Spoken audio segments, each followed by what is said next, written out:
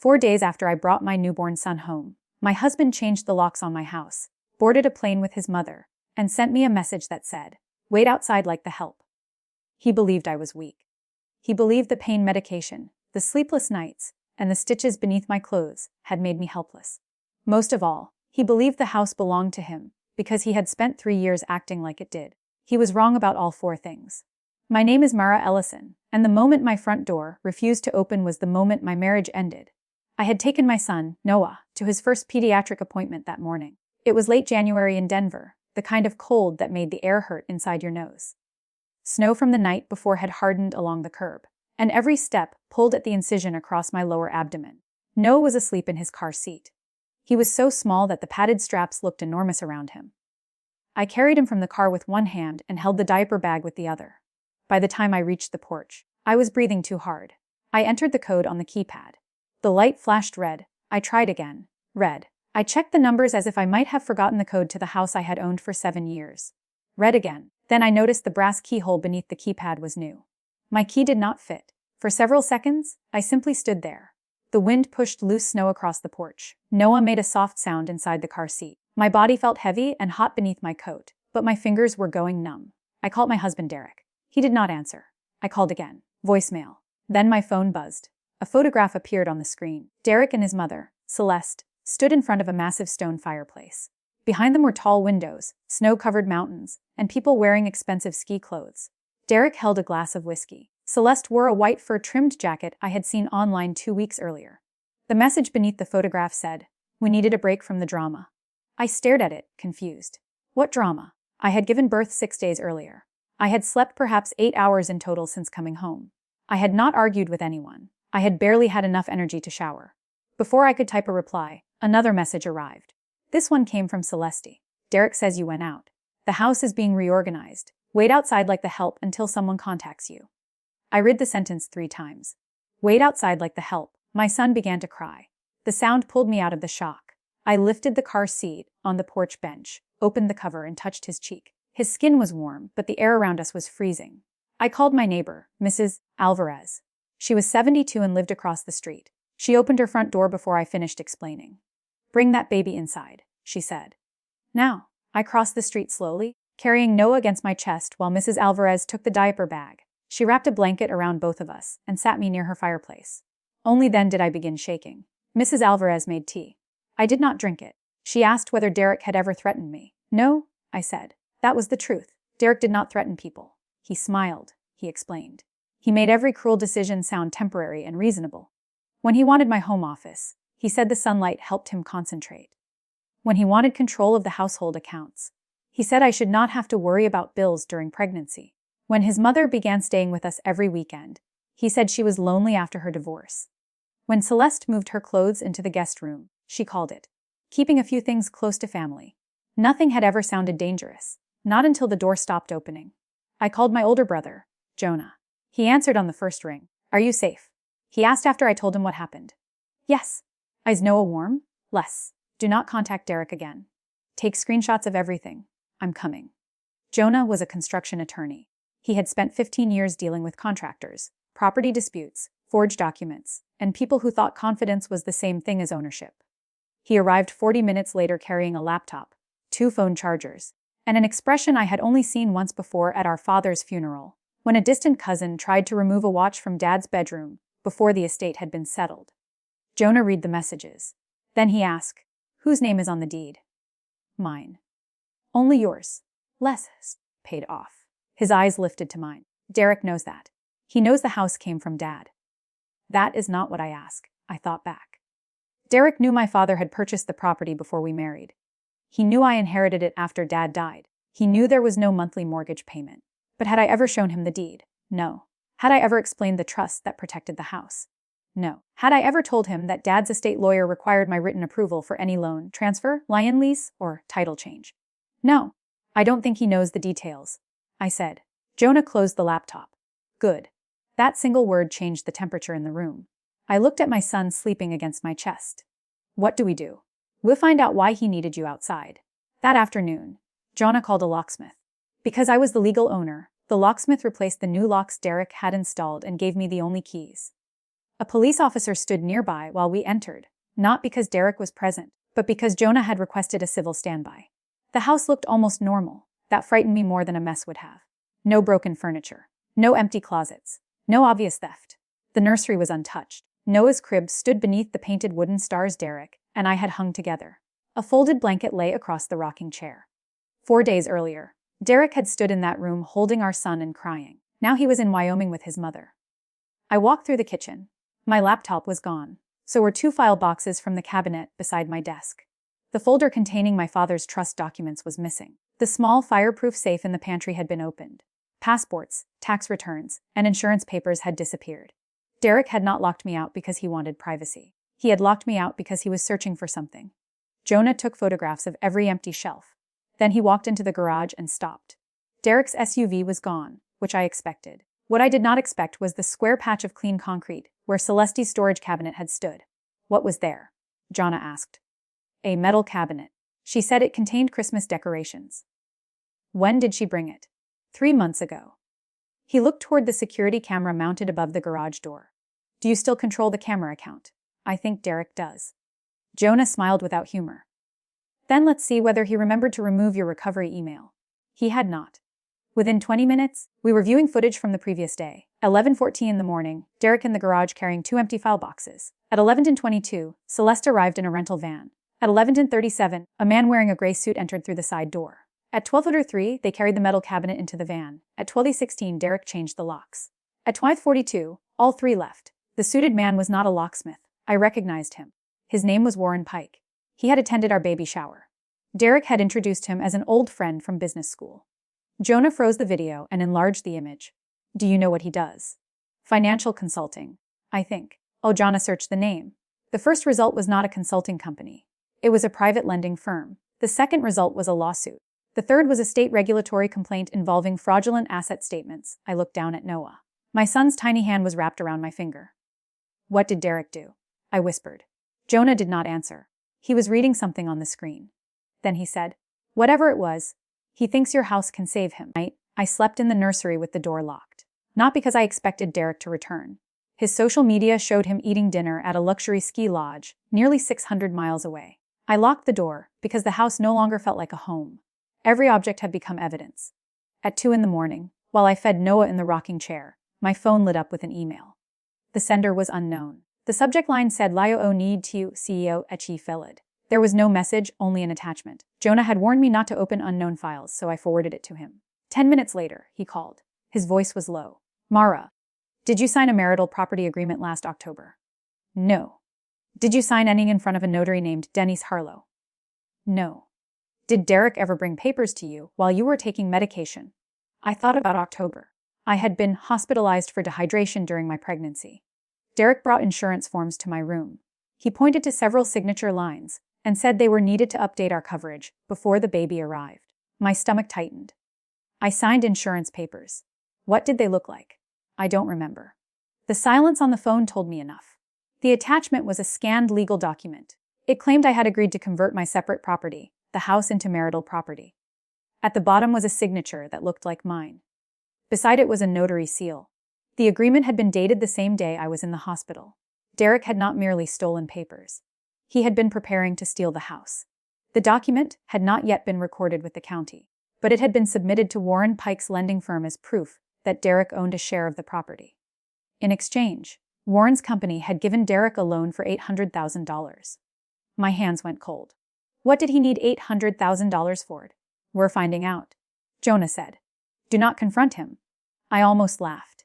Derek had locked me and his newborn son outside in winter. Confronting him was no longer on my list. Surviving him was. By sunrise, Jonah contacted a forensic document examiner, my father's estate attorney, the county recorder, and a detective who specialized in financial crimes. The forged agreement had one immediate weakness. My father's trust placed the house under a protective restriction. Even my genuine signature could not transfer an interest in it without written confirmation from the trust attorney and an independent witness. Derek did not know that. He had forged the wrong document. But the loan still existed, and people who loaned $800,000 based on fake property rights did not usually accept apologies. Around 9 that morning, my phone rang. Derek. I let it ring twice before answering. His tone was gentle. Mara, are you okay? I looked at the new lock on the front door. Where are you? I told you, I needed space. You changed the locks. My mother thought it would be better if everyone cooled down. Everyone. You've been emotional? I looked at Noah, asleep in his bassinet. 6 days old. His father was already using him as a reason to call me unstable. What did you take from my office? I asked. There was a pause. Nothing important. My laptop is gone. I needed access to some tax files. You could have asked. You weren't in a condition to discuss finances. The answer came too smoothly. He had practiced it. Then he sighed, as if I were exhausting him. Look, Mara, this is temporary. Stay with Jonah for a few days. Mom and I will come back Sunday, and we'll talk. You left your 6-day-old son. I did not leave him. He is with his mother. The sentence revealed him more clearly than any confession could have. He believed caring for Noah was my job. He believed the house was his resource. He believed my pain was an inconvenience. He believed motherhood had made me smaller. I understand, I said. My calm made him nervous. What does that mean? It means enjoy the lodge. I ended the call. An hour later, the anonymous sender contacted me again. This time, the message said, I worked for Warren Pike. Derek is not the only borrower. Check Celeste's company. Celeste owned a chain of boutique wellness studios called Pure Haven. She had spent years presenting herself as a self-made businesswoman. Her social media showed candlelit yoga rooms, expensive retreats, and captions about abundance. Jonah's investigator discovered something different. Pure Haven had been losing money for 18 months. Celeste had covered the losses with short-term loans. Then she convinced Derek to invest in a luxury recovery center outside Aspen. They leased a former hotel, hired designers, and sold memberships before receiving the required permits. The county shut the project down. The investors demanded refunds. Celeste owed nearly $2 million. Derek had borrowed $800,000 to keep the project alive. The house was supposed to become collateral after the forged marital agreement was recorded. Their ski trip was not a vacation. They were meeting a potential investor at the lodge. And the metal cabinet from my garage had not contained Christmas decorations. It contained financial records. They had stored evidence of their failing business inside my house because they assumed no one would search a nursery home occupied by a pregnant woman. By noon, the plan became clear. Derek and Celeste expected to return Sunday with a new investor's money. Before then, Warren Pike would record the forged property agreement and file a lion against my home.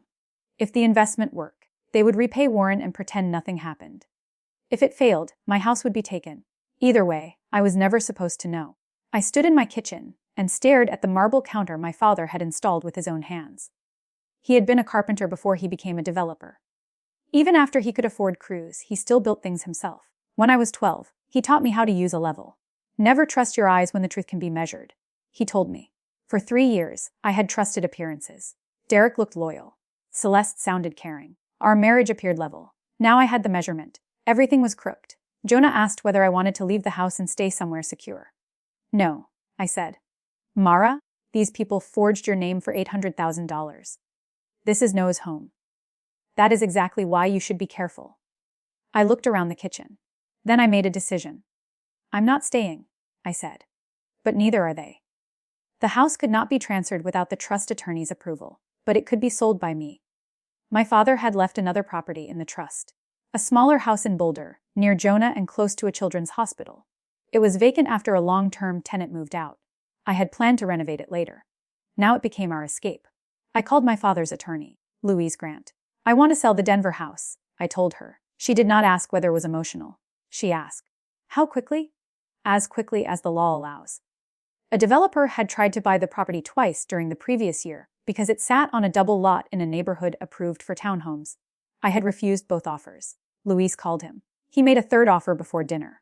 It was lower than full market value, but high enough to protect Noah's future and pay for the Boulder renovation.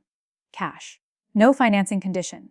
7-day closing. I accepted. Derek had changed the locks to keep me outside. By the time he returned, there would be no house left for him to enter. The next 3 days moved faster than my mind could follow. I fed Noah every 2 hours. Between feedings, I signed legal documents, spoke to detectives, identified missing files, changed passwords, froze accounts, and gave the forensic examiner samples of my real signature.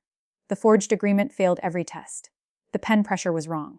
The letter spacing was inconsistent. The notary stamp belonged to a woman who had died 11 months before the date on the document.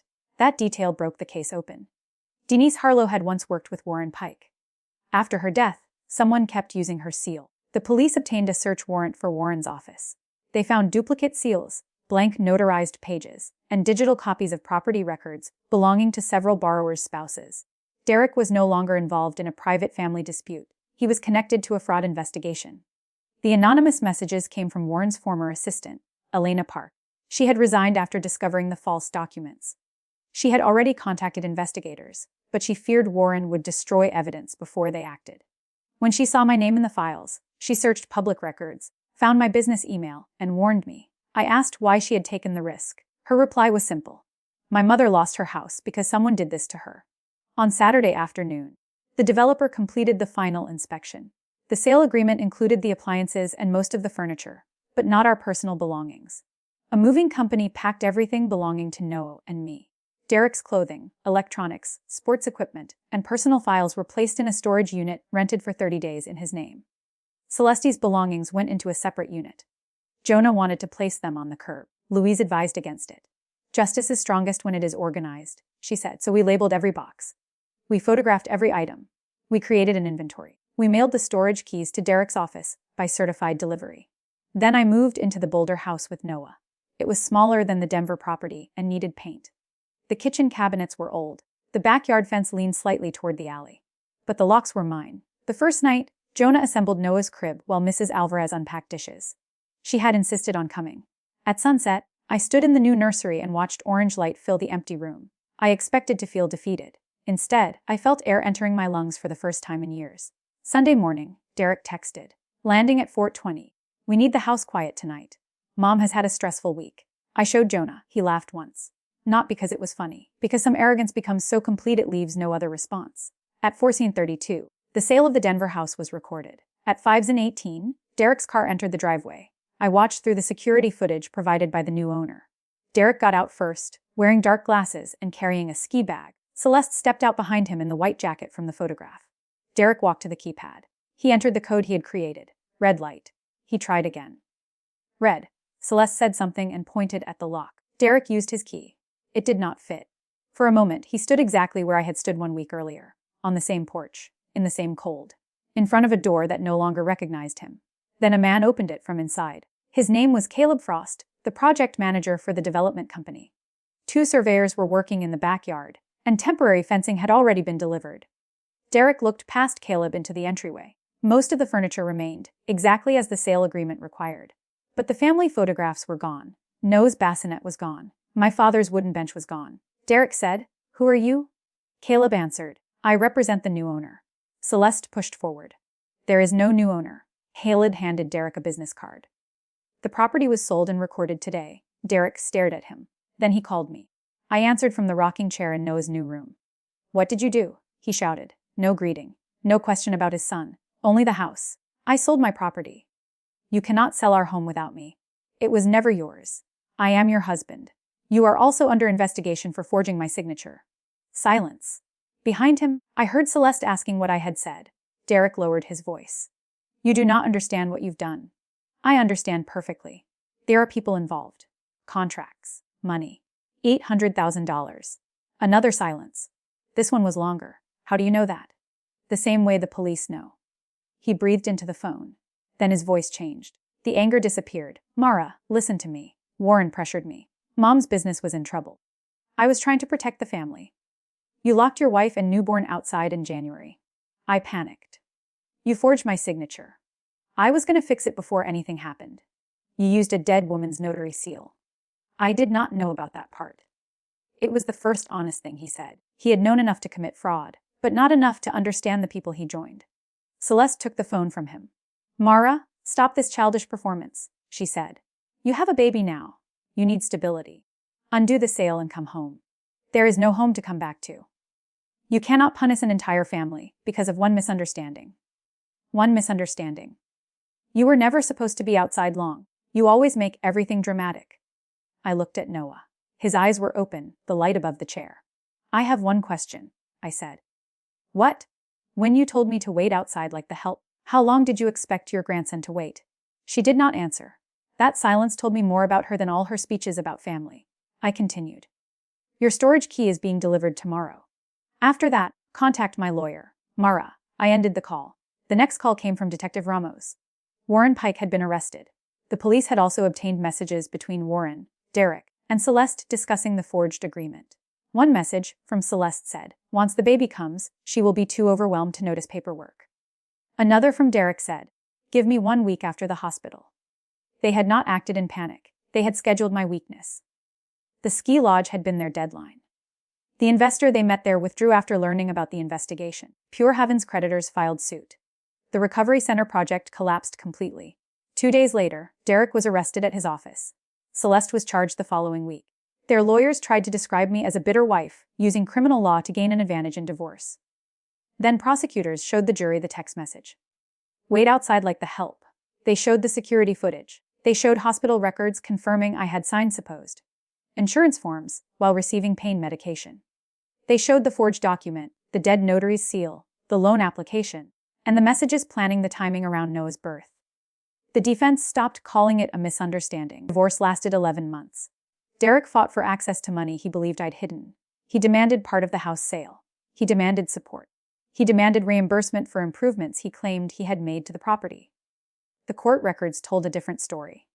Every major renovation had been paid through my father's trust. Derek's supposed contributions came from our joint account, which I had funded almost entirely.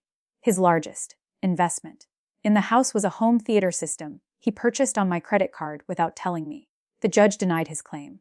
Because Derek had used marital funds to support fraud and conceal debt, he was ordered to repay a significant portion of what he had taken. The criminal case ended before the divorce. Warren Pike accepted a plea agreement and testified against both Derek and Celeste. Derek pleaded guilty to fraud, identity theft, and conspiracy. Celeste pleaded guilty to conspiracy and filing false financial statements. Neither received the dramatic punishment people imagine when they hear the word revenge. There was no shouting courtroom scene. No one fell to their knees. Real justice was quieter. It was Derek sitting at a defense table while a clerk read the facts he could no longer explain away. It was Celeste removing her jewelry before reporting to serve her sentence. It was a judge stating clearly that motherhood was not incapacity and marriage was not permission. It was my signature being recognized as mine again. Derek received prison time followed by supervised release. Celeste served a shorter sentence, lost Pure Heaven, and declared bankruptcy. The luxury recovery center became an unfinished shell behind a chain-link fence. For months, I avoided driving near it. Then one spring afternoon, Noah fell asleep in the car, and I took the longer road home. The building stood against the mountains, empty windows reflecting the sky. I felt no joy looking at it. That surprised me. I had imagined revenge would feel hot, triumphant, loud. Instead, justice felt like silent or a machine finally stopped. I drove on. The Boulder house slowly became ours. Jonah repaired the fence. Mrs. Alvarez gave me cuttings from her rose bushes. I painted the nursery pale blue, then changed my mind and added a yellow sun above Noah's crib. The kitchen remained old, but it filled with people who came to help without asking what they would receive in return. On Noah's first birthday, we held a small party in the backyard. There were paper stars, a lopsided cake, and too many photographs. At sunset, Jonah handed me a small box. Inside was the original brass key from the Denver house. The developer had found it beneath a cabinet during demolition and sent it to my lawyer. I turned it over in my palm.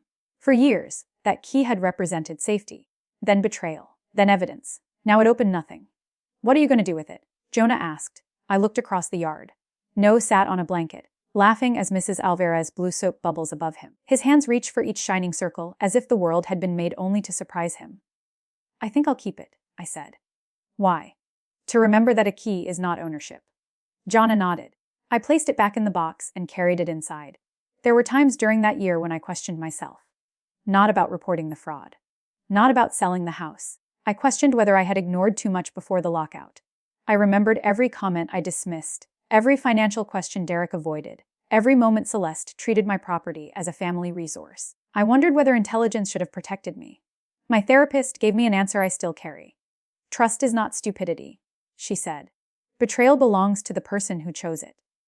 That sentence helped me release the version of myself who had loved Derek. She was not weak. She was not foolish. She simply did not know she was sharing a life with people who measured love in access, leverage, and signatures. Derek wrote to me once from prison. The letter was 6 pages long. He apologized. Then he explained. Then he blamed Warren. Then his mother. Then pressure. Then fear. Near the end, he asked whether I would bring Noah to visit. I read the letter twice. Not because I was considering it. Because I wanted to see whether, anywhere in those 6 pages, he acknowledged leaving his newborn outside in the cold. He did not. He wrote about the house 14 times. He wrote Noah's name once. I gave the letter to my lawyer and never answered. When Noah is older, I will tell him the truth in a way he can understand. I will not teach him to hate his father. Hate is another kind of locked door, and I have spent enough of my life standing outside one. I will teach him something better. I will teach him that love without respect is control. That family without honesty is a trap. That an apology without responsibility is only another strategy. And I will teach him never to mistake someone's temporary weakness for permission to take what belongs to them.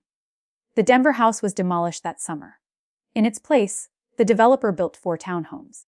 I saw them once after they were finished. Young families had moved in. Bicycles leaned against garage walls. A little girl drew flowers on the sidewalk with chalk. The place no longer looked like the scene of my betrayal. It looked like ordinary life. That felt right. Some endings do not need monuments. They need space for something else to begin. On the 2nd anniversary of the lockout, snow fell over Boulder. I stood at my front door holding Noah's hand. He was learning to walk and insisted on stepping onto the porch by himself. The air was cold, but the sun was bright. After we came back inside, I closed the door and turned the lock. The sound was small, a simple click. But this time, no one was being trapped outside. This time, the lock protected a home built on truth. Derek once told me to wait outside like the help. He forgot that I was never the help. I was the owner, the witness, and the woman holding the only signature that mattered. And when he finally came home, the door did not reject him. The truth did.